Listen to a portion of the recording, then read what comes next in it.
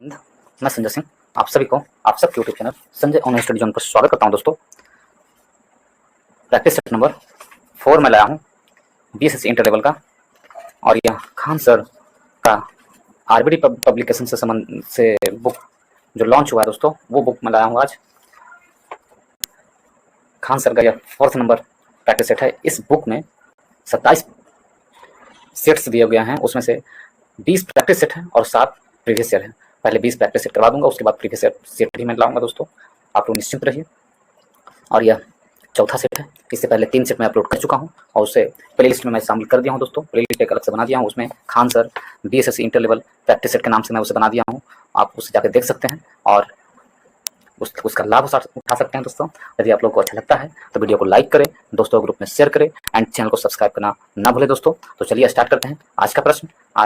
आज का set number 4 में पहला प्रश्न क्या कहता है, इसे हम लोग देखेंगे। आज के सेट में पहला प्रश्न दिया हुआ है कि जुते हुए खेत का प्रमाण सिंधु सभ्यता के किस स्थल से मिला है। तो जुते हुए खेत का प्रमाण सिंधु सभ्यता के कौन से स्थल से मिला है, ये प्रश्न पूछा है। आप लोग भी आंसर को टिक करते जाइएगा दोस्तों और देखिएगा अंत में कि कितना सही होता है। यदि आप लोग बना चुके हैं तो उसे रिवाइज कर लीजिए, ठीक है। तो जुते हुए खेत का प्रमाण सिंधु सभ्यता के किस स्थल से मिला है, तो वो कौन सा स्थल है दोस्तों, तो वह है कलिबंगा। ऑप्शन नंबर ए हमारा सही आंसर है। कलिबंगा से मिला है जुते हुए खेत का प्रमाण, ठीक है। और कलिबंगा हनुमानगढ़ से 30 किलोमीटर दूर स्थित है। कलिबंगा में विश्व का सर्वप्रथम जुता हुआ खेत मिला था। विश्व का सर्वप्रथम जुता हुआ खेत कहाँ से मिला था, कलिबंगा से, ठीक है। और ये जो है कलिबंगा की खोज अमलानंद घोष ने किया था। 1952 में अमलानंद घोष ने कलिबंगा की खोज किए थे और 1961 से 59 में बीके थापर और बीबी लाल ने इसका उत्खनन किए थे कलिबंगा को। तो ऑप्शन नंबर ए हमारा सही आंसर है। 2 नंबर प्रश्न पे चलते हैं। बुद्ध ने अपने पहला उपदेश कहाँ दिया था, तो बुद्ध ने अपना पहला उपदेश सारनाथ में दिए थे। ऑप्शन नंबर ए हमारा सही आंसर है। बुद्ध ने अपना पहला उपदेश कहाँ दिए थे, सारनाथ में, ठीक है। गौतम बुद्ध बौद्ध धर्म के संस्थापक हैं और भगवान बुद्ध के नाम से जाने जाते हैं। महात्मा बुद्ध का जन्म 563 ईसा पूर्व में हुआ था दोस्तों, लुम्बिनी नामक स्थान में हुआ था, ठीक है।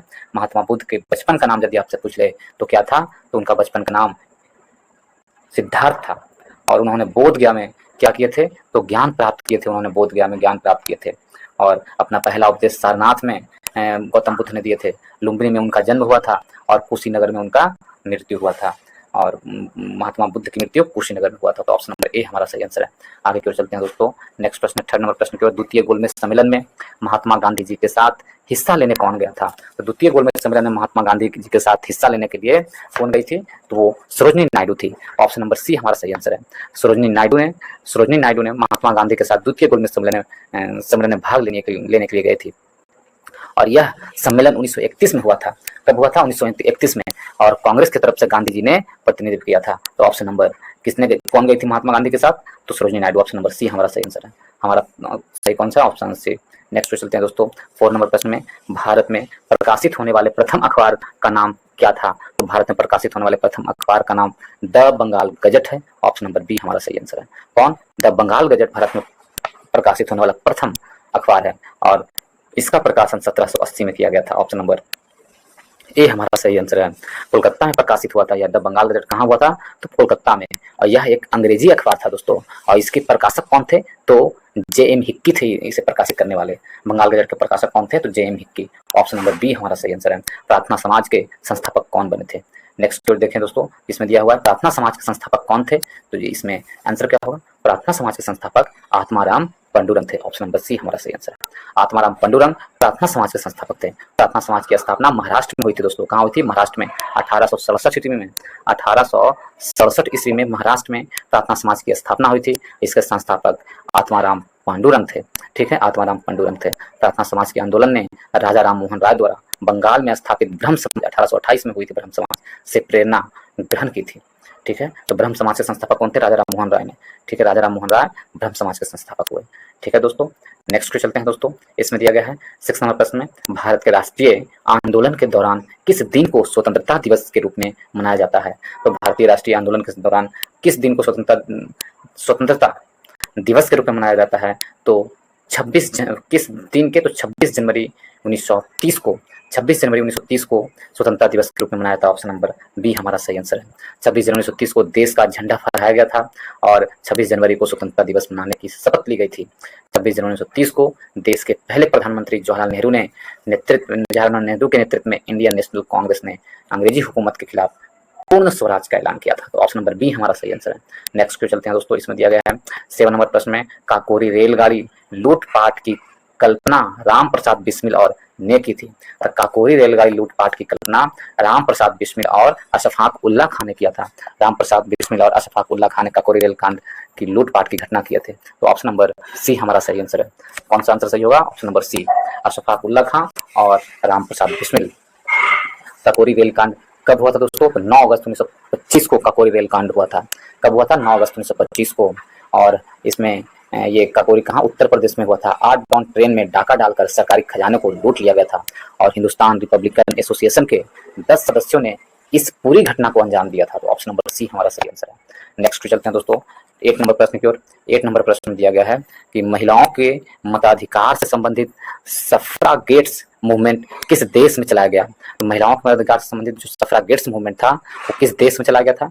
तो सफ्रागेट्स मूवमेंट ग्रेट ब्रिटेन में चलाया गया। ऑप्शन नंबर ए हमारा सही आंसर है। सफ्रागेट्स मूवमेंट 19वीं शताब्दी तक ब्रिटेन सहित यूरोप में महिलाओं को मताधिकार से वंचित रखा गया था और सफ्रागेट्स मूवमेंट ग्रेट ब्रिटेन में चलाया गया था। सफ्रागेट्स ये काफी इंपॉर्टेंट है दोस्तों। सफ्रागेट मूवमेंट किससे संबंधित है? तो महिलाओं को मताधिकार वंचित रखने से हटाने से संबंधित है। तो ऑप्शन ए हमारा सही आंसर है। ठीक है, ऑप्शन नंबर ए सही आंसर है। नेक्स्ट चलते हैं दोस्तों, नेक्स्ट चलते हैं 9 नंबर प्रश्न में। अमेरिका के स्वतंत्रता युद्ध के दौरान ब्रिटेन के विरुद्ध लड़ने के लिए थॉमस पेन के किस काम ने उपनिवेशिक लोगों को प्रेरित किया था? तो उपनिवेशिक लोगों को प्रेरित किया था, देखें तो किसने प्रेरित किया था? तो अमेरिका के स्वतंत्रता युद्ध के दौरान सामान्य बुद्धिमान लोगों को प्रेरित किया था। ऑप्शन नंबर डी हमारा सही आंसर है। 10 की ओर चलते हैं दोस्तों। 10 में दिया गया है कि भारत की संविधान सभा के अध्यक्ष कौन थे? तो भारतीय संविधान सभा के अध्यक्ष कौन थे? तो उस समय भारतीय संविधान सभा के अध्यक्ष डॉक्टर राजेंद्र प्रसाद को बनाया गया था।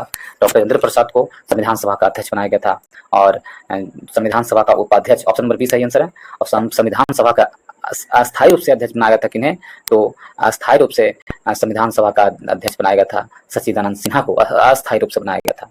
ठीक है, सच्चिदानंद सिन्हा को संविधान सभा का गठन कैबिनेट मिशन की सिफारिश के बाद संविधान को बनाने के लिए किया गया था और 26 नवंबर 1949 को पारित किया गया था संविधान सभा। तो ऑप्शन नंबर बी हमारा सही आंसर है।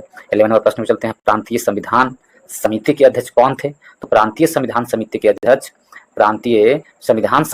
कौन थे? ये प्रश्न पूछा है। तो प्रांतीय संविधान समिति के अध्यक्ष किसे नियुक्त किया गया था? तो वो थे आपको सरदार वल्लभ भाई पटेल प्रांतीय संविधान समिति के अध्यक्ष थे। कौन? सरदार वल्लभ भाई पटेल थे। ऑप्शन नंबर ए हमारा सही आंसर है। इन्हें लौह पुरुष के नाम से भी जाना जाता है। और इन सभा के प्रमुख सदस्य प्रांतीय संविधान समिति के अध्यक्ष सरदार वल्लभ भाई पटेल थे, लेकिन इसी सभा के जो सदस्य के रूप में थे जवाहरलाल नेहरू, सरदार वल्लभ भाई पटेल, डॉक्टर राजेंद्र प्रसाद तथा श्यामा प्रसाद मुखर्जी और अब्दुल कलाम आजाद। ये सभी प्रांतीय संविधान समिति के क्या थे? सदस्य के रूप में थे। तो ऑप्शन नंबर ए हमारा सही आंसर। इसके अध्यक्ष कौन थे? सरदार वल्लभ भाई पटेल। 12 नंबर प्रश्न चलते हैं दोस्तों। संविधान में समवर्ती सूची का प्रावधान किस देश से लिया गया है? संविधान में समवर्ती सूची का जो है वो कहाँ से लिया गया है? तो समवर्ती सूची का प्रावधान ऑस्ट्रेलिया के संविधान से लिया गया है। ऑस्ट्रेलिया के संविधान से लिया गया समवर्ती सूची का प्रावधान। ऑप्शन नंबर सी हमारा सही आंसर है। ऑस्ट्रेलिया से लिया गया है समवर्ती सूची का प्रावधान। यदि आपसे और भी कुछ चीज है दोस्तों जो ऑस्ट्रेलिया से लिया गया है, यदि आपसे पूछ लिया जाए कि प्रस्तावना की भाषा जो है वो कहाँ से लिया गया है, तो ऑस्ट्रेलिया के संविधान से लिया गया है। ऑस्ट्रेलिया के संविधान से प्रस्तावना की भाषा, समवर्ती सूची का प्रावधान, केंद्र व राज्य के बीच संबंध तथा शक्तियों का विभाजन, केंद्र व राज्य के बीच संबंध होता है और शक्ति का जो विभाजन होता है वो भी ऑस्ट्रेलिया के संविधान से लिया गया है।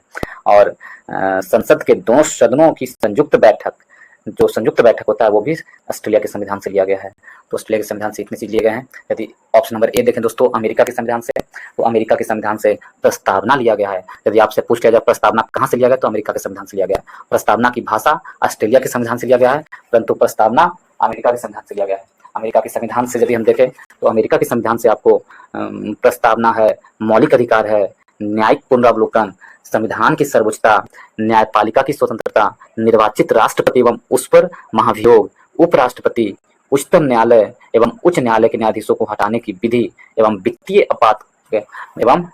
आपात कानून के समान संरक्षण की अवधारणा, ये सब कहाँ से लिया गया है? अमेरिका के संविधान से लिया गया है। ब्रिटेन के संविधान से देखें दोस्तों, ब्रिटेन के संविधान से क्या क्या लिया गया है? तो ब्रिटेन के संविधान से संसदात्मक शासन प्रणाली, एकल नागरिकता एवं विधि निर्माण की प्रक्रिया, विधि का शासन कहाँ से लिया गया है? ब्रिटेन के संविधान से। विधि का शासन यदि आपसे पूछे तो ब्रिटेन के संविधान से लिया गया है। और यदि आपसे पूछ लिया जाए विधि द्वारा स्थापित प्रक्रिया, विधि द्वारा स्थापित प्रक्रिया जापान से, लेकिन विधि का शासन आपसे पूछा जाए तो वो ब्रिटेन के संविधान से लिया गया है। ठीक है, संसदीय विशेषाधिकार ब्रिटेन के संविधान से लिया गया, मंत्रिमंडल प्रणाली, परमाधिकार लेख, द्विसदनवाद और कानून के समझ समानता, ये सब कहाँ से लिया गया है? ब्रिटेन के संविधान से। फ्रांस के संविधान से देखें दोस्तों तो फ्रांस के संविधान से गणतंत्रात्मक प्रस्तावना में स्वतंत्रता, समानता और बंधुत्व जो है वो फ्रांस के संविधान से लिया गया है। तो ऑप्शन नंबर बी हमारा सही आंसर है। समवर्ती सूची ऑस्ट्रेलिया से। नेक्स्ट चलते हैं दोस्तों 13 नंबर प्रश्न में इसमें दिया गया है कि राज्य के अंदर संवैधानिक शासन व्यवस्था की असफलता पर राष्ट्रपति के शासन का प्रावधान किस अनुच्छेद के तहत किया जाता है? तो राष्ट्रपति शासन का प्रावधान अनुच्छेद 356 के तहत किया जाता है दोस्तों। ऑप्शन नंबर डी हमारा सही आंसर है। अनुच्छेद 356 के तहत राष्ट्रपति शासन का प्रावधान किया जाता है। यदि और इसे देखें तो भारतीय संविधान में 3 प्रकार का आपात की घोषणा की गई है। एक अनुच्छेद 352 है, उसके बाद अनुच्छेद 356 है, उसके बाद अनुच्छेद 360 है। ऑप्शन नंबर डी हमारा सही आंसर है। तो अनुच्छेद 356 के तहत 3 प्रकार के आपात घोषित किए गए हैं। उसमें से कौन कौन आपात हैं? तो एक है अनुच्छेद 352। अनुच्छेद 352 में युद्ध एवं बाह्य आक्रमण या सशस्त्र विद्रोह के कारण आपात लगाया जाता है, अनुच्छेद 352 के तहत। अनुच्छेद 356 में राष्ट्रपति शासन। अनुच्छेद 360 देखें दोस्तों तो इसमें वित्तीय आपात की घोषणा की जाती है अनुच्छेद 360 में, लेकिन अभी तक लागू नहीं किए गए हैं। तो ऑप्शन नंबर डी हमारा सही आंसर है। नेक्स्ट पे चलते हैं दोस्तों 13 से 14 नंबर प्रश्न की ओर। 14 नंबर प्रश्न की ओर, संविधान का कौन सा अनुच्छेद रूल ऑफ लॉ का विस्तृत उल्लेख करता है? रूल ऑफ लॉ का विस्तृत उल्लेख कौन सा अनुच्छेद करता है? ये प्रश्न पूछा गया है। यदि हम इसे देखें रूल ऑफ लॉ को विस्तृत अनुच्छेद जो विवरण है रूल ऑफ लॉ को विस्तृत उल्लेख कौन करता है? तो वह संविधान के 14वां अनुच्छेद यानी कि अनुच्छेद 14 है जो रूल ऑफ लॉ के विधि के शासन में मूल अधिकार की श्रेणी में शामिल किया गया है। ऑप्शन नंबर बी हमारा सही आंसर है। ऑप्शन नंबर बी सही आंसर है। नेक्स्ट क्वेश्चन चलते हैं दोस्तों, भारत के केंद्रीय मंत्री को किस सलाह पर द्वारा नियुक्त किया जाता है? तो भारत के केंद्रीय मंत्री को किसके सलाह पर, किसके द्वारा नियुक्त किया जाता है? तो भारत के केंद्रीय मंत्री को प्रधानमंत्री के सलाह पर राष्ट्रपति के द्वारा नियुक्त किया जाता है। ऑप्शन नंबर ए हमारा सही आंसर है। इसके द्वारा प्रधानमंत्री के सलाह पर राष्ट्रपति के द्वारा नियुक्त किया जाता है। अनुच्छेद 74 के अनुसार राष्ट्रपति को उसके कार्यों के संपादन में सलाह देने के लिए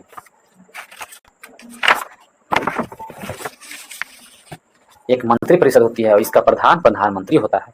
अनुच्छेद 75 के अनुसार प्रधानमंत्री की नियुक्ति राष्ट्रपति करेगा एवं अन्य मंत्रियों की नियुक्ति राष्ट्रपति प्रधानमंत्री की सलाह पर करते हैं। तो ऑप्शन नंबर ए हमारा सही आंसर है। नेक्स्ट पे चलते हैं दोस्तों 16 नंबर प्रश्न में। 16 में कहा गया है राज्यसभा में सदस्य बनने की न्यूनतम आयु सीमा है। तो राज्यसभा में सदस्य बनने की न्यूनतम आयु सीमा कितनी है? 30 वर्ष है। राज्यसभा में सदस्य बनने की न्यूनतम आयु सीमा 30 वर्ष है। और यदि देखें तो ऑप्शन नंबर बी हमारा सही आंसर है। राज्यसभा में अधिकतम सीटों की संख्या कितनी है? तो 250 है। राज्यसभा में अधिकतम सीटों की संख्या 250 है। ठीक है दोस्तों, राज्यसभा में सीटों की अधिकतम संख्या कितना होता है? तो 250 होता है दोस्तों। कितना? 250। राज्यसभा अनुच्छेद कितने में आता है? अनुच्छेद 80 के तहत राज्यसभा का संरचना के बारे में दिया गया। अनुच्छेद 80 में राज्यसभा का संरचना के बारे में दिया गया है। राज्यसभा में यदि वर्तमान समय में सदस्य कितने हैं? तो राज्यसभा में वर्तमान समय में 245 सदस्य है। उसमें से 12 सदस्य राष्ट्रपति द्वारा मनोनीत किए जाते हैं और 233 सदस्य निर्वाचित किए जाते हैं। राज्यसभा में 233 सदस्य निर्वाचित किए जाते हैं। ठीक है दोस्तों, राज्यसभा को उच्च सदन भी कहा जाता है। राज्यसभा को उच्च सदन भी कहा जाता है। और राज्यसभा का पदेन सभापति कौन होते हैं? वो उपराष्ट्रपति होते हैं राज्यसभा का पदेन सभापति। तो इतनी जानकारी राज्यसभा से संबंधित इंपॉर्टेंट था दोस्तों, इसलिए ऑप्शन नंबर बी हमारा सही आंसर है। 17 नंबर प्रश्न को चलते हैं। इसमें दिया गया पंचायत चुनाव के लिए योग्य व्यक्ति के लिए निर्धारित न्यूनतम आयु सीमा क्या है? तो पंचायत चुनाव के लिए योग्य व्यक्ति के लिए निर्धारित न्यूनतम आयु सीमा जब देखे पंचायत चुनाव में तो कितना है? तो इस पर देखें दोस्तों इसका आंसर क्या होगा? ऑप्शन नंबर ए हमारा सही आंसर होगा। 21 वर्ष पंचायत चुनाव के लिए न्यूनतम आयु सीमा होनी चाहिए। 21 वर्ष से कम उम्र के वाले मतदान चुनाव में हिस्सा नहीं ले सकते हैं। एक ही व्यक्ति एक साथ एक से अधिक पद के लिए चुनाव लड़ सकता है, परंतु उन्हें अलग अलग पद के लिए अलग नामांकन पत्र देना होता है। तो ऑप्शन नंबर ए हमारा सही आंसर है।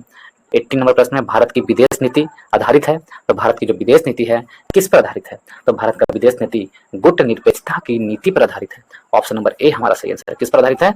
गुटनिरपेक्षता की नीति पर आधारित है भारत का विदेश नीति। यह नीति प्रथम प्रधानमंत्री जवाहरलाल नेहरू के द्वारा प्रस्तुत की गई थी। उस समय विश्व 2 गुटों में विभाजित था, पहला गुट और दूसरा अमेरिकी गुट था। तो ऑप्शन नंबर बी ए हमारा सही आंसर है। गुट निरपेक्षता की नीति पर भारत की विदेश नीति आधारित है। नेक्स्ट चलते हैं दोस्तों 19 नंबर प्रश्न की ओर। 19 में कहा गया संयुक्त राष्ट्र महासभा में पहली बार हिंदी में कौन बोला था? तो संयुक्त राष्ट्र महासभा में पहली बार हिंदी में बोलने वाले कौन थे? वो अटल बिहारी वाजपेयी थे।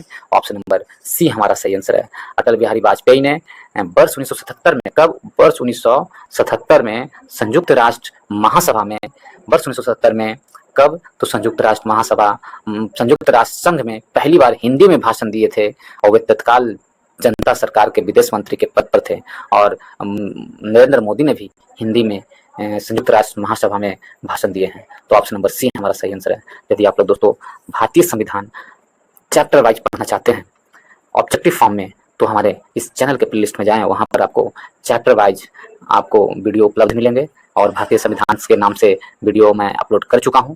आप लोग जाकर उसे देख सकते हैं दोस्तों। 30 से 35 वीडियो होगा, 34 वीडियो होगा, उसमें उपलब्ध होगा। आप जाकर के पूरी वीडियो चैप्टर वाइज देख सकते हैं और उसके बाद आप अपनी तैयारी को और मजबूती प्रदान कर सकते हैं दोस्तों। उसी प्रकार आपको मैं बताऊं, भारतीय इतिहास से जो आपको मॉडर्न हिस्ट्री है, प्राचीन हिस्ट्री है एंड मध्यकालीन हिस्ट्री है, सभी मैं कंप्लीट करवा चुका हूं और उसका भी वीडियो बना करके अपलोड कर चुका हूं दोस्तों। उसका भी प्लेलिस्ट अलग अलग बना दिया हूं। यदि आप लोग उसे देखना चाहते हैं तो उसे भी देखें और उसके बाद आप सभी को, मुझे विश्वास है कि काफ़ी अच्छा महसूस होगा दोस्तों और कॉन्फिडेंस लेवल आप लोगों का बढ़ेगा, जिससे आप कुछ नंबर और बढ़ोतरी कर सकते हैं और अच्छा प्रदर्शन कर सकते हैं दोस्तों। यदि आप लोगों को अच्छा लगता है तो वीडियो को लाइक करें, दोस्तों ग्रुप में शेयर करें दोस्तों, ज़्यादा से ज़्यादा ग्रुप में शेयर करें और चैनल को सब्सक्राइब करना ना भूलें दोस्तों और बेल आइकन को भी दबा दें ताकि जो भी मैं वीडियो डालूं उसका नोटिफिकेशन भी आपका जाए। तो चलिए आगे की ओर हम देखते हैं 20 नंबर प्रश्न की ओर। निम्नलिखित में से कौन सा ग्रह नहीं है? तो कौन ग्रह नहीं है? इसमें से सूर्य एक ग्रह नहीं है। ऑप्शन नंबर बी हमारा सही आंसर है। सूर्य क्या है? ग्रह नहीं है। तो ऑप्शन नंबर बी सही आंसर है। नेक्स्ट को चलते हैं दोस्तों 21 में। निम्नलिखित में से भूटान की मुद्रा कौन सी है? यदि भूटान की मुद्रा हमसे पूछा है तो भूटान की मुद्रा नगुल्ट्रम है। क्या है? नगुल्ट्रम। भूटान की मुद्रा क्या है? तो नगुल्ट्रम है। ऑप्शन नंबर ए हमारा सही आंसर है। नगुल्ट्रम है। इसका भारतीय रुपये में आसानी से विनिमय किया जा सकता है। 1974 से भूटान की मुद्रा है, यह 100 छेरुटुम में विभाजित किया गया है। तो ऑप्शन नंबर ए हमारा सही आंसर है। नेक्स्ट चलते हैं दोस्तों 22 नंबर प्रश्न में। ऊपरी वायुमंडल निम्नलिखित में से कौन सी ग्रीन हाउस गैस नहीं है? तो ऊपरी वायुमंडल कौन से ग्रीन हाउस गैस नहीं है? तो ऊपरी वायुमंडल में ग्रीन हाउस गैस कौन सा नहीं है? तो यदि हम देखें sulphur dioxide green house gas नहीं है। ऑप्शन नंबर बी हमारा सही आंसर है। कार्बन डाइऑक्साइड, मीथेन और नाइट्रोजन ये ग्रीन हाउस गैस में आते हैं, परंतु sulphur dioxide green house gas नहीं है। ओजोन परत के कारण ही पृथ्वी पर जीव संभव है। ठीक है दोस्तों, ओजोन परत के कारण ही यह सूर्य की उच्च आवृत्ति की परावैंगनी प्रकाश की अवशोषित कर लेती है और जो पृथ्वी के लिए हानिकारक होती है। तो option number B sulphur dioxide नहीं है। नेक्स्ट चलते हैं दोस्तों, मृत सागर यहाँ स्थित है। तो मृत सागर कहाँ स्थित है? तो मृत सागर है जो आपको इजराइल में स्थित है। ऑप्शन नंबर बी हमारा सही आंसर है। मृत सागर इजराइल, जॉर्डन, फिलीपींस के किनारे पर स्थित है। कहाँ? इजराइल, जॉर्डन और फिलीपींस के किनारे पर। इसे दुनिया का सबसे निचला बिंदु कहा जाता है दोस्तों। मृत सागर में मुख्यतः जॉर्डन नदी और अन्य छोटी नदी आकर गिरती है। तो ऑप्शन नंबर बी हमारा सही आंसर है। कहाँ स्थित है? इजराइल में है मृत सागर। 24 में देखे सुमासी प्रवाह देखा जाता है। मंडी सुपरवाइजर 2016 सोमासी प्रवाह देखा जाता है। कहाँ देखा जाता है? तो सोमासी प्रवाह है जो आपको कहाँ देखा जाता है? कौन से महासागर में? सोमासी प्रवाह आपको हिंद महासागर में देखा जाता है दोस्तों। ऑप्शन नंबर बी हमारा सही आंसर है। हिंद महासागर में, दुनिया का तीसरा सबसे बड़ा महासागर है यह। हिंद महासागर से 40 डिग्री से 55 डिग्री पूर्व देशांतर पृथक करती है और मेडागास्कर हिंद महासागर में स्थित जो विश्व का चौथा बड़ा द्वीप है। तो ऑप्शन नंबर बी हमारा सही आंसर है। नेक्स्ट चलते हैं 25 नंबर प्रश्न की ओर। 25 में दिया गया है कौन सी प्राकृतिक गैस पाइपलाइन एशिया में नहीं है? कौन सी प्राकृतिक गैस पाइपलाइन एशिया में नहीं है? तो यदि हम इसे देखें कौन सी प्राकृतिक गैस पाइपलाइन एशिया में नहीं है, तो वह रुब्बी पाइपलाइन एशिया में नहीं है। ऑप्शन नंबर डी हमारा सही आंसर है। रुब्बी पाइपलाइन एशिया में नहीं है। प्राकृतिक गैस पाइपलाइन है जो एशिया में नहीं है, यह संयुक्त राज्य अमेरिका में है। रुब्बी पाइपलाइन कहाँ है? संयुक्त राज्य अमेरिका में है। ऑप्शन नंबर डी हमारा सही आंसर होगा। ऑप्शन नंबर डी सही आंसर है। यदि इसमें देखें पूर्व पश्चिम गैस पाइपलाइन, पूर्व पश्चिम गैस पाइपलाइन है जो काकीनाडा आंध्र प्रदेश के भरूच तक, गुजरात के भरूच तक गैस परिवहन के लिए परियोजना किया गया है। तो कौन नहीं है? रुब्बी। ऑप्शन नंबर डी हमारा सही आंसर है। 26 में निम्नलिखित भारतीय राज्यों में से किस में से कर्क रेखा नहीं गुजरती है? तो कर्क रेखा कहाँ से नहीं गुजरती है? तो कर्क रेखा है जो आपको कहाँ से होकर नहीं गुजरती है? तो इसमें उत्तर प्रदेश से होकर नहीं गुजरती है कर्क रेखा। Option number option number D हमारा सही आंसर है। उत्तर प्रदेश से कर्क रेखा नहीं गुजरती है दोस्तों। कर्क रेखा भारत के 8 राज्यों से होकर गुजरती है। भारत के कितने राज्यों से? 8 राज्यों से। यदि हम शुरू करें आंध्र प्रदेश से, पहले कहाँ से शुरू करें तो गुजरात से, सॉरी आंध्र प्रदेश नहीं गुजरती है। कर्क रेखा है जो गुजरात से, फिर राजस्थान, और राजस्थान के बाद मध्य प्रदेश, मध्य प्रदेश के बाद छत्तीसगढ़, छत्तीसगढ़ के बाद झारखंड, उसके बाद पश्चिम बंगाल, उसके बाद त्रिपुरा, उसके बाद मिजोरम से होकर गुजरती है कर्क रेखा। कितने राज्यों से? 8 राज्यों से। बिहार भारत के 8 राज्यों से होकर गुजरती है। तो ऑप्शन नंबर डी है, उत्तर प्रदेश होकर कर्क रेखा नहीं गुजरती है। नेक्स्ट पे चलते हैं दोस्तों 27 नंबर प्रश्न जो इसमें दिया गया है 27 नंबर प्रश्न में है भारत भूमि की सीमाएं उत्तर पश्चिम में किस देश के साथ लगती है? तो भारत भूमि की सीमाएं उत्तर पश्चिम में किस देश के साथ लगती है? यदि आप लोग देखेंगे उत्तर पश्चिम में इधर साइड में किस देश के साथ लगती है भारत देश की सीमाएं? तो उत्तर पश्चिम में पाकिस्तान के साथ लगती है। ऑप्शन नंबर कौन होगा? सी सही आंसर होगा, पाकिस्तान के साथ लगती है। ठीक है दोस्तों, पाकिस्तान के साथ। पाकिस्तान की राजधानी कहाँ है? इस्लामाबाद है। इसे नहरों का देश भी कहा जाता है पाकिस्तान को। नेक्स्ट चलते हैं 28 में, भारतीय राज्य सीमा में हिमालय का सर्वोच्च शिखर कौन सा है? तो भारतीय राज्य सीमा में हिमालय का सर्वोच्च शिखर कंचनजंगा है जो सिक्किम में स्थित है और इसकी ऊंचाई 8586 किलोमीटर है। किलोमीटर नहीं, मीटर है। यह विश्व की सबसे बड़ी चोटी है और इसकी ऊंचाई कितना है? 8586 मीटर है। कंचनजंगा भारतीय क्षेत्र की सबसे ऊंची सर्वोच्च शिखर है। ऑप्शन नंबर बी हमारा सही आंसर है। आगे की ओर चलते हैं दोस्तों 29 में निम्नलिखित में से किस नदी का उद्गम स्थल भारत के बाहर से है? तो इसमें से एक ही नदी दिख रहा है जो भारत से बाहर उसका उद्गम स्थल है। वह नदी कौन है? ब्रह्मपुत्र नदी है। ब्रह्मपुत्र नदी का उद्गम स्थल कहाँ है? तो भारत से बाहर है। ऑप्शन नंबर ए हमारा सही आंसर है, ब्रह्मपुत्र नदी। ब्रह्मपुत्र नदी का जो उद्गम है तिब्बत में होता है दोस्तों, यह चीन में है। ब्रह्मपुत्र नदी को यरलुंग संगप्पो कहा जाता है। सतलज, तीस्ता, तोसी, लोहित, बराक ब्रह्मपुत्र नदी की सहायक नदी है और बांग्लादेश में ब्रह्मपुत्र नदी को जमुना कहा जाता है और अरुणाचल प्रदेश में ब्रह्मपुत्र नदी को दिहांग कहा जाता है। ठीक है, तो ऑप्शन नंबर ए हमारा सही आंसर है। 30 नंबर प्रश्न पे चलते हैं दोस्तों। 30 में निम्नलिखित में से कौन सा जानवर भारत में स्थानीय प्रजाति, वो जानवर जो केवल एक ही भौगोलिक क्षेत्र में रहते हैं, का उदाहरण नहीं है? कौन सा है? सो हमसे पूछा है, नहीं है तो वो कौन है? तो गाय है जो उसका उदाहरण नहीं है कि एक ही भौगोलिक क्षेत्र में रहते हैं। तो ऑप्शन नंबर डी हमारा सही आंसर है। नेक्स्ट पे चलते हैं दोस्तों 31 नंबर प्रश्न की ओर। इसमें दिया गया है राजकोषीय घाटे को कैसे परिभाषित किया जा सकता है? तो राजकोषीय घाटे को किस प्रकार परिभाषित करेंगे? तो राजकोषीय घाटे को हम प्रभावित यदि करें तो वो किस प्रकार किया जाएगा? तो इसका सूत्र होता है राजकोषीय घाटा बराबर कुल व्यय राजस्व प्राप्तियां प्लस गैर पूंजीगत प्राप्तियां, कुल व्यय। ठीक है, तो ऑप्शन नंबर सी हमारा सही आंसर होगा दोस्तों। नेक्स्ट चलते हैं 32 नंबर प्रश्न की ओर। 32 में दिया गया है 32 में बिहार की इमारत के रख रखाव पर किए जाने वाला खर्च है। तो विद्यालय की इमारत के रख रखाव पर किए जाने वाला खर्च कैसा खर्च कहलाता है? तो वह विकास व्यय खर्च कहलाता है। ऑप्शन नंबर पूंजीगत एवं विकास व्यय कहलाता है। ऑप्शन नंबर डी हमारा सही आंसर है, पूंजीगत एवं विकास व्यय खर्च कहलाता है। ऑप्शन नंबर डी सही है। 33 नंबर प्रश्न की ओर। मान्यता अनुसार महाभारत की लड़ाई कुरुक्षेत्र में कितने दिनों तक लड़ी गई थी? तो महाभारत की लड़ाई जो कुरुक्षेत्र में लड़ी गई थी वो 18 दिनों तक लड़ी गई थी। ऑप्शन नंबर सी हमारा सही आंसर है। 3 वर्ष लग गए थे और 18 दिन तक लड़ी गई थी। ऑप्शन नंबर सी सही आंसर है। महाभारत हिंदुओं का धार्मिक, पौराणिक, ऐतिहासिक और दार्शनिक ग्रंथ है दोस्तों। यह विश्व का सबसे लंबा साहित्य ग्रंथ है। इस ग्रंथ को हिंदू धर्म में पंचम वेद माना जाता है। महाभारत में 11,000 श्लोक हैं। महाभारत की रचना वेद व्यास ने किए थे। महाभारत को वेद व्यास जी द्वारा रचने में 3 वर्ष लगा था। मान्यता के अनुसार इस लड़ाई को कुरुक्षेत्र में, महाभारत की लड़ाई में जो कुरुक्षेत्र में हुआ था वो 18 दिन लग गए थे। तो ऑप्शन नंबर सी हमारा सही आंसर है। नेक्स्ट चलते हैं 34 नंबर प्रश्न में है फासिज्म विश्वास करता था है। तो फासिज्म है जो क्या विश्वास करता है? तो फासिज्म है जो किसमें विश्वास करता है? तो फासिज्म एक दल की प्रणाली में विश्वास करता है। ऑप्शन नंबर सी हमारा सही आंसर है। फासिज्म एक दल की प्रणाली में विश्वास करता है। ऑप्शन नंबर सी सही आंसर है।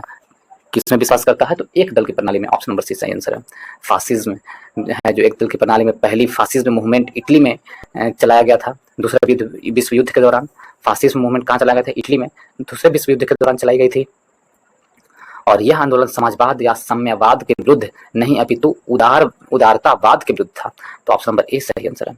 नेक्स्ट चलते हैं 35 में 22 दिसंबर जिस दिन प्रतिभाशाली श्रीनिवास रामानुज का जन्म हुआ था, वह दिन इस प्रकार मनाया जाता है। वह दिन राष्ट्रीय राष्ट्रीय सांख्यिकीय किस दिन के रूप में मनाया जाता है? तो वह दिन राष्ट्रीय गणित के रूप में मनाया जाता है, राष्ट्रीय गणित दिवस के रूप में मनाया था। ऑप्शन नंबर बी हमारा सही आंसर है। नेक्स्ट क्यों चलते हैं दोस्तों, आगे क्यों चलते हैं। 36 नंबर प्रश्न में माघ मेला के दिन शुरू होता है, तो माघ मेला के दिन कौन सा पर्व शुरू होता है? तो माघ मेले के दिन कौन से पर्व शुरू होता है? तो वह होता है माघ मेला के दिन भारत में मकर संक्रांति पर्व शुरू होता है। ऑप्शन नंबर ए हमारा सही आंसर है। हिंदू पंचांग के अनुसार मकर संक्रांति के दिन माघ महीने में यह मेला आयोजित किया जाता है। यह भारत के सभी प्रमुख तीर्थ स्थलों पर मनाया जाता है। काम मकर संक्रांति मेला शुरू किया था माघ मेला में। ऑप्शन नंबर ए सही आंसर है। 37 नंबर प्रश्न को देखें दोस्तों, इसमें दिया गया वह गुण जिस कारण कोई पदार्थ वायुमंडल की नमी सोख लेता है, जिस कारण कोई पदार्थ क्या है, वायुमंडल की नमी सोख लेता है, वह गुण क्या कहलाता है? प्रस्वेदन कहलाता है। ऑप्शन नंबर बी हमारा सही आंसर है। प्रस्वेदन कहलाता है, और प्रस्वेदन विधि के द्वारा ही पसीना भी हम लोगों के शरीर से बाहर निकलता है दोस्तों, प्रस्वेदन विधि के द्वारा ही। तो ऑप्शन नंबर सी सही आंसर है, ऑप्शन नंबर बी सही आंसर है। नेक्स्ट पे चलते हैं 38 नंबर प्रश्न की ओर। पादप कोशिका में निम्नलिखित में से किसमें विभाजन की क्षमता होती है? तो पादप कोशिका में विभाजन की क्षमता किसमें होती है? तो वह है शीर्षस्थ विभोज्य में। ऑप्शन नंबर डी हमारा सही आंसर है। नेक्स्ट पे चलते हैं दोस्तों 39 नंबर प्रश्न में। 39 में दिया गया है उत्तक जो पौधों में जल परिवहन में मदद करता है, उस उत्तक को क्या कहते हैं? उत्तक जो पौधों को जल परिवहन में मदद करता है, उस उत्तक को जाइलम कहते हैं। ऑप्शन नंबर बी हमारा सही आंसर है। उस उत्तक को क्या कहते हैं? जाइलम। नेक्स्ट पे चलते हैं 40 नंबर में। वासीय पदार्थ ज्यादा खाने से होता है, तो वसीय पदार्थ ज्यादा खाने से क्या होता है? तो मोटापा। वसीय पदार्थ खाने से मोटापा होता है। ऑप्शन नंबर ए हमारा सही आंसर है। 41 में शरीर में ध्वनि यंत्र को और क्या कहा जाता है? तो शरीर में ध्वनि यंत्र को लैरिंक्स कहा जाता है। ऑप्शन नंबर ए हमारा सही आंसर है, लैरिंक्स। शरीर में ध्वनि यंत्र को क्या कहते हैं? लैरिंक्स कहते हैं। यह मनुष्य में मौजूद होता है। यह मनुष्य में श्वास नली से ऊपर तथा फेरिंक्स के नीचे की ओर स्थित होता है, और इसके अंदर 2 वाक तंतु होते हैं जो कि आपस में कंपन करके आवाज को बनाते हैं। तो ऑप्शन नंबर ए हमारा सही आंसर है, लैरिंक्स कहा जाता है शरीर में ध्वनि यंत्र को लैरिंक्स। नेक्स्ट चलते हैं दोस्तों 42 में। एल्बो ज्वाइंट किस प्रकार का ज्वाइंट है? तो एल्बो ज्वाइंट किस प्रकार का ज्वाइंट है?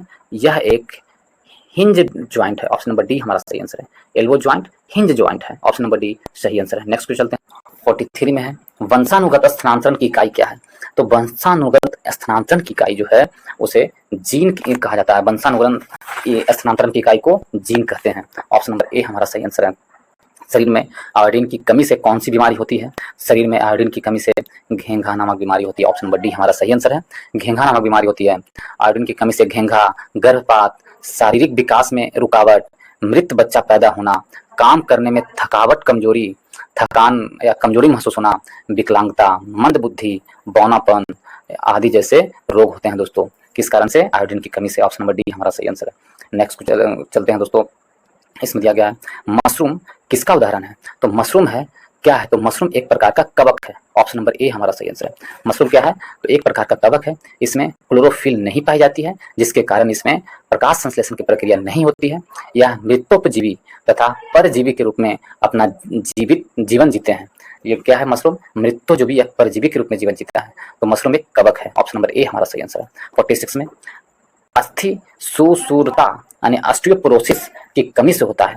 तो ऑस्टियोपोरोसिस है किसकी कमी के कारण होता है? तो ऑस्टियोपोरोसिस कैल्शियम की कमी से होता है, क्योंकि ऑस्टियोपोरोसिस एक हड्डी का रोग है। यह कैल्शियम की कमी से होता है। इसके कारण हड्डी इतनी कमजोर हो जाती है कि वे बुरादे की तरह झड़ने लगती है। इस रोग से पीड़ित मरीज में छींकने से भी फ्रैक्चर होने की आशंका बढ़ जाती है। तो ऑप्शन नंबर डी हमारा सही आंसर है। नेक्स्ट इसमें देखें कौन प्राथमिक उपभोक्ता है? तो प्राथमिक उपभोक्ता क्या हुआ? एक उत्पादक वर्ग हो गया, जैसे पादप हो गया है, घास फूस, ये सब उत्पादक वर्ग है। लेकिन प्राथमिक उपभोक्ता कौन है? तो हिरण क्या है? प्राथमिक उपभोक्ता है। ऑप्शन नंबर बी हमारा सही आंसर है। प्राथमिक उपभोक्ता हिरण है। ऑप्शन नंबर बी सही आंसर है। नेक्स्ट पे चलते हैं दोस्तों 48 में। किन 2 भौतिक राशियों के मात्रक समान है? तो इनमें से कौन से 2 भौतिक राशि हैं जिसके मात्रक समान है? वेग और चाल के भौतिक मात्रक समान है। वेग का मात्रक मीटर पर सेकंड होता है और चाल का मात्रक मीटर पर सेकंड होता है, जबकि बल का मात्रक न्यूटन होता है और ऊर्जा का मात्रक जूल होता है। त्वरण का मात्रक क्या होता है? मीटर पर सेकंड स्क्वायर होता है, और दूरी का मात्रक मीटर होता है। तो ऑप्शन नंबर सी हमारा सही आंसर है। इसी प्रकार दोस्तों यदि आप जीके जीएस को रिवाइज करना चाहते हैं तो या और भी पब्लिकेशन के जो बुक में प्रैक्टिस सेट में जो जीके जीएस दिए हुए हैं उसे आप पढ़ना चाहते हैं, उसे रिवाइज करना चाहते हैं, तो आप मेरे चैनल पर जाएं। वहाँ पर आपको एडिटेरिया का पहला बुक और वॉल्यूम 2 दोनों बुक में का 15-15 सेट में उपलब्ध करवा दिया हूँ। इसके साथ ही आपको क्राउन पब्लिकेशन का 15 सेट का बुक जो आया था क्राउन पब्लिकेशन का, उसको भी मैं उपलब्ध करवा दिया हूँ। और इसके साथ ही साथ मैं आपको रुक्मणी प्रकाशन का वॉल्यूम 2 का बुक, उसमें 20 प्रैक्टिस सेट है, उसे भी उपलब्ध करवा दिया हूँ दोस्तों। उसका भी वीडियो अपलोड कर दिया हूँ। उसमें इन सभी पब्लिकेशन के बुक में जो प्रैक्टिस सेट का जीके जीएस 75 प्रश्न के दिए गए हैं, उसे यदि आप रिवाइज करना चाहते हैं तो प्लेलिस्ट में जाएं, वहाँ पर सबका अलग प्लेलिस्ट मिलेगा, या सभी का लिंक मैं इस वीडियो के डिस्क्रिप्शन बॉक्स में डाल दूंगा दोस्तों। और आप लोग जाकर रिवाइज कर सकते हैं या प्रैक्टिस कर सकते हैं। और आप लोग जीके जीएस को यदि याद करना चाहते हैं तो यही सबसे अच्छा तरीका है दोस्तों। बार बार उसे प्रैक्टिस करें, बार बार वीडियो देखें, उससे प्रैक्टिस करें और उसे याद कर ले दोस्तों। इससे आपका जीके जीएस काफ़ी मजबूत हो जाएगा और आप अच्छा परफॉर्मेंस करेंगे, ये हमारा विश्वास है। यदि आप लोग को अच्छा लगता है दोस्तों तो वीडियो को लाइक करें, दोस्तों के ग्रुप में खूब शेयर करें, जहाँ भी आपको मौका मिलता है वहाँ शेयर करें दोस्तों ग्रुप में। और चैनल को सब्सक्राइब करना भूलें दोस्तों, चैनल को जरूर से जरूर सब्सक्राइब करें। चलिए 49 नंबर प्रश्न की ओर। एक पहाड़ी पर चढ़ते हुए वाहन का ड्राइवर गियर का अनुपात रखता है। तो पहाड़ी पर कोई वाहन चढ़ रहा है तो उसका ड्राइवर गियर का अनुपात क्या रखेगा? तो उसका ड्राइवर है जो गियर का अनुपात 1 के बराबर या उससे अधिक रखता है। 1 के बराबर या उससे अधिक, ऑप्शन पर डी हमारा सही आंसर है। नेक्स्ट पे चलते हैं 59 प्रश्न की ओर। एक गोली टकराती है और एक अनुप्रस्थ संघर्षहीन मेज में पर पड़े एक ठोस ब्लॉक में फंस जाती है। इस प्रक्रिया में कौन सी भौतिक राशि सुरक्षित है? तो इस प्रक्रिया में यदि देखें तो कौन सी भौतिक राशि सुरक्षित है? वह भौतिक राशि है केवल संवेग। संवेग सुरक्षित है, ऑप्शन नंबर बी हमारा सही आंसर है। नेक्स्ट पे चलते हैं 51 में। मात्रा स्थिर रखते हुए जब किसी पिंड की गति दोगुनी की जाती है तो मात्रा स्थिर है और जब कोई पिंड की गति को दुगना करते हैं तो उसका संवेग दुगना हो जाता है। ऑप्शन नंबर बी हमारा सही आंसर है। उसका संवेग क्या होगा? दुगना हो जाएगा। संवेग एक सदिश राशि है दोस्तों। इस पर एक परिमाप होता है और एक दिशा भी होती है। किसी वस्तु के द्रव्यमान और वेग के गुणनफल को संवेग कहते हैं। संवेग में द्रव्यमान और वेग के गुणनफल को क्या कहते हैं? संवेग। किसी वस्तु के वेग में परिवर्तन की दर को त्वरण कहते हैं। इसी मात्रा का मीटर प्रति सेकंड स्क्वायर में मापी जाती है। यह एक सदिश राशि है, ठीक है। तो क्या होगा? संवेग दुगना हो जाएगा यदि गति को दुगना करेंगे तो। नेक्स्ट 52 में। बहुत उच्च आवृत्ति की तरंग दैर्घ्य क्या होती है? तो बहुत उच्च आवृत्ति की जो तरंग दैर्घ्य होती है वो क्या होगी? वो छोटी होती है। ऑप्शन नंबर बी हमारा सही आंसर है। उच्च आवृत्ति की तरंग दैर्घ्य छोटी होती है, ऑप्शन नंबर बी सही आंसर है। नेक्स्ट पे चलते हैं दोस्तों। इसमें दिया गया है ध्वनि मापक इकाई को कहते हैं, ध्वनि मापक इकाई को डेसिबल कहते हैं, ऑप्शन नंबर डी हमारा सही आंसर है। आगे की ओर चलते हैं। इसमें दिया गया है डेसिबल होता है 54 में। इस उपकरण का इस्तेमाल मैदान के खरपतवार हटाने के लिए किया जाता है। तो कौन से उपकरण के द्वारा खरपतवार को हटाया जाता है? तो कुदाल के द्वारा मैदान में स्थित खरपतवार को हटाने का काम करते हैं, ऑप्शन नंबर सी सही आंसर है। 55 में। जब उपयुक्त आवृत्ति का प्रकाश किसी धातु पृष्ठ पर पड़ता है तो इलेक्ट्रॉनों की उत्सर्जन की क्रिया को कहते हैं। तो इलेक्ट्रॉनों की उत्सर्जन की क्रिया को क्या कहते हैं? तो इस क्रिया को प्रकाश वैद्युत प्रभाव कहा जाता है, ऑप्शन नंबर बी हमारा सही आंसर है। नेक्स्ट पे चलते हैं दोस्तों 56 में। किसी प्रतिरोध से प्रवाहित होने वाली वैद्युत धारा के कारण उत्पन्न ऊष्मा, वैद्युत धारा के कारण जो उत्पन्न ऊष्मा होता है वैद्युत धारा के वर्ग के समानुपाती होता है, ऑप्शन नंबर ए हमारा सही आंसर है। उत्पन्न ऊष्मा वैद्युत धारा के वर्ग के समानुपाती होता है, ऑप्शन नंबर ए सही आंसर है। नेक्स्ट पे चलते हैं दोस्तों 57 में। समानतः द्रव ऊंचे तल से नीचे तल की ओर प्रवाहित होते हैं। निम्नलिखित में से कौन सा द्रव ग्लास में रखने पर ऊपर की ओर चढ़ सकता है? तो वो कौन सा द्रव है जो ग्लास में रखने पर ऊपर चढ़ता है? तो द्रव हीलियम है जो ग्लास में रखने पर ऊपर चढ़ता है, ऑप्शन नंबर सी हमारा सही आंसर है। वो कौन सा द्रव है? तो द्रव हीलियम है, ऑप्शन नंबर सी सही आंसर है। नेक्स्ट पे चलते हैं दोस्तों 58 नंबर में। मक्खन का उदाहरण क्या है? तो मक्खन किसका उदाहरण है? जो मक्खन है जो आपको पायस का उदाहरण है, ऑप्शन नंबर सी हमारा सही आंसर है। मक्खन पायस का उदाहरण है। पायस कहते किसको है? 2 या 2 से अधिक मिश्रण को मिलाने से पायस बनता है। 2 या 2 से अधिक मिश्रण को मिलाने से पायस बनता है। पायस का उदाहरण है मक्खन, गोंद, दूध, ये सभी क्या है? पायस का उदाहरण है। तेल क्षेत्र में भी पायस शब्द का इस्तेमाल होता है, जैसे तेल और पानी का मिश्रण अपरिशोधित कच्चा तेल होता है। तो पायस का उदाहरण है मक्खन, दूध और गोंद, ये सब क्या है? पायस है, ऑप्शन नंबर सी सही आंसर है। नेक्स्ट चलते हैं 59 में। एक परमाणु जिसकी परमाणु संख्या 14 है, जो संयोजक इलेक्ट्रॉनों की संख्या क्या होगी? तो संयोजक इलेक्ट्रॉनों की संख्या क्या है? यदि उसकी परमाणु संख्या 15 है तो उसके संयोजक इलेक्ट्रॉनों की संख्या क्या होगी? तो उसके संयोजक इलेक्ट्रॉनों की संख्या 4 होगी। कैसे? तो यदि हम इसे उस इलेक्ट्रॉनिक कॉन्फ़िगरेशन देखें तो 14 है, 2, 8 और 4 होगी, यानी कि उसके आखिरी कक्ष में 4 इलेक्ट्रॉन होंगे, इसलिए उसके संयोजी इलेक्ट्रॉन कितने होंगे? 4 होंगे। ऑप्शन नंबर डी हमारा सही आंसर है। 60 में देखें, उन तत्वों के समूह को छाटिए जिसमें केवल धातु ही हो, केवल धातु हो, वो कौन से समूह में केवल धातु है? ये प्रश्न हमसे पूछा है। यदि इसमें देखें तो वो कौन सा है? Option number B beryllium. Barium, beryllium कहते हैं जिसे, कैल्शियम कहते हैं, स्ट्रोंसियम कहते हैं और सोडियम, ये सब क्या है? ये सभी चारों में ऑप्शन नंबर डी में चारों के चारों क्या है? धातु है। ऑप्शन नंबर डी हमारा सही आंसर है। नेक्स्ट पे चलते हैं, बटर स्कॉच किसकी नवीन व्यापारिक किस्म है? बटर स्कॉच है जो किसकी नवीन किस्म है? तो गुलाब की नवीन व्यापारिक किस्म है butterscotch. Option number D हमारा सही आंसर है। नेक्स्ट पे चलते हैं दोस्तों, संयोजक यौगिक है। संयोजक यौगिक जो होते हैं वो क्या होते हैं? संयोजक यौगिक के गलनांक एवं क्वथनांक उच्च होते हैं। संयोजक यौगिक के गलनांक एवं क्वथनांक क्या होते हैं? उच्च होते हैं। ऑप्शन नंबर ए सही आंसर है। 63 में देखें, बेरिक एसिड और बोरेक्स बफर मिश्रण का पीएच रेंज क्या है? तो बेरिक एसिड एवं बोरेक्स बफर मिश्रण का पीएच रेंज क्या होता है? तो मिश्रण का पीएच रेंज होता है 6.8 से लेके 9.2 पीएच होता है। ऑप्शन नंबर सी हमारा सही आंसर है। नेक्स्ट को चलते हैं दोस्तों, इसमें दिया गया 65 में निम्नलिखित में से किस अणु आयन में आयुगीमत इलेक्ट्रॉन नहीं होते हैं? कौन से अणु आयन में आयुगीमत इलेक्ट्रॉन नहीं होते हैं? तो वो कौन से अणु आयन है? O2 2-, तो ऑप्शन नंबर सी हमारा सही आंसर है। ऑप्शन नंबर सी सही आंसर 64 का। 65 में स्टेनलेस स्टील के निर्माण में स्टील में कौन सी अधातु मिलाई जाती है? तो स्टेनलेस स्टील के निर्माण में स्टील में कौन सी धातु मिलाई जाती है? कार्बन मिलाया, तो ऑप्शन नंबर सी हमारा सही आंसर है। स्टेनलेस स्टील में कार्बन 10.5 क्रोमियम मिलाया जाता है और कार्बन 1.2% मिलाई जाती है स्टेनलेस स्टील में। ऑप्शन नंबर सी हमारा सही आंसर है। 66 नंबर प्रश्न पे चलते हैं दोस्तों, इसमें दिया गया है C60 के एक अणु में कितने षटकोणीय एवं पंचकोणीय आकृति होती है? C60 में कितने षटकोणीय और पंचकोणीय होती है? तो इसमें से 12 पंचकोणीय होती है और 20 षटकोणीय होते हैं। 12 पंचकोणीय 20 षटकोणीय। ऑप्शन नंबर डी बी हमारा सही आंसर, ऑप्शन नंबर बी सही है।